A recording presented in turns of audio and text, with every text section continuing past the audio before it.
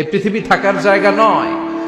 কিয়ামতের সময় আল্লাহ তাআলা মালাকুল মাউতকে বলবেন, সবার রূহ কবজ করে ফেলো, সবার, কেউ থাকবে না, সবার রূহ কবজ হয়ে যাবে। আল্লাহ মালাকুল মাউতকে বলবেন, মালাকুল মাউত কি অবস্থা? বলবে সব শেষ। মাইয়াবকা, কে বাকি? মালাকুল মাউত বলবে জিনেরা বাকি, যাদেরকে দেখা যায় না। আল্লাহ বলবেন জিনদেরকেও শেষ করে ফেলো, রূহ কবজ করো। মালাকুল মাউত আজরাইল জিনদের রূহ কবজ করবে। আল্লাহ এবার জিজ্ঞেস করবে, ইয়া মালাকাল মাউত আখবিরনি মাইয়াবকা, এবার বলো আর কে বাকি?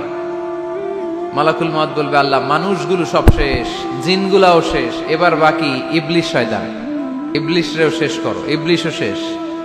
আল্লাহ আবার জিজ্ঞেস করবেন, ইয়া মালাকাল মাউতি মাইয়াবকা, আর কে বেঁচে আছে বলো। মালাকুল মাউত বলবে, আল্লাহ আপনার কথা অনুযায়ী পৃথিবীর সব মানুষের রূহ কবজ করলাম, সব জিনদের রূহ কবজ করলাম, ইবলিসের রূহ কবজ করলাম, এখন আছে শুধু ফেরেশতারা। আছে কারা? যাও ফেরেশতাদের রূহ কবজ করো, ফেরেশতাদের রূহ কবজ হয়ে যাবে। এবার আল্লাহ জিজ্ঞেস করবেন, ইয়া মালাকাল মাউত আখবিরনি মাইয়াবকা। মালাকুল মাউত বলবে, আল্লাহ আপনার কথা মতো ধরে ধরে সব শেষ, ফেরেশতাও শেষ, চারজন ছাড়া। কয়জন ছাড়া? জোরে বলেন, কয়জন ছাড়া? ইসরাফিল, জিব্রাইল, মিকাইল, আজরাইল। আল্লাহ এই চারজন আমরা বাকি। আল্লাহ বলবে, যাও ইযহাব ইনতালিক ইলা জিবরিল ওয়াকবাদ রূহা, জিব্রাইলের রূহ কবজ করো। ইযহাব ইলা ইসরাফিল ওয়াকবাদ রূহা, ইসরাফিলের রূহ কবজ করো। ইযহাব ইলা মিকাইল ওয়াকবাদ রূহা, রূহ কবজ করো। ওই তিন ফেরেশতাও শেষ। এবার আল্লাহ তাআলা জিজ্ঞেস করবেন, ইয়া মালাকাল মাউত আখবিরনি মাইয়াবকা, হে মালাকুল মাউত আর কে বাকি আছে বলো। মালাকুল মাউত বলবে, আল্লাহ আপনার কথা মতো মানুষগুলো শেষ, জিনগুলো শেষ, ইবলিশ শেষ, আমার বাকি তিন ভাই ইসরাফিল, মিকাইল, জিব্রাইলও শেষ, শুধু আমি, শুধু আমি। আল্লাহ বলবেন, কেউ নাই? মালাকুল মাউত বলবে, না আল্লাহ কেউ নাই। এবার আল্লাহ তাআলা বলবেন, মালাকুল মাউত তুমি তো সবাই রে মারছো, এবার তুমি মরো, এবার তুমি মরো, তুমি মরো। শোনার সাথে সাথে মালাকুল মাউতের কাঁপুনি ছুটে যাবে, খিঁচুনি এসে যাবে ভয়ে। আল্লাহ বলবেন, কাঁপুনি দিয়ে তো লাভ নাই, কারণ কুল্লু নাফসিন যায়িকাতুল।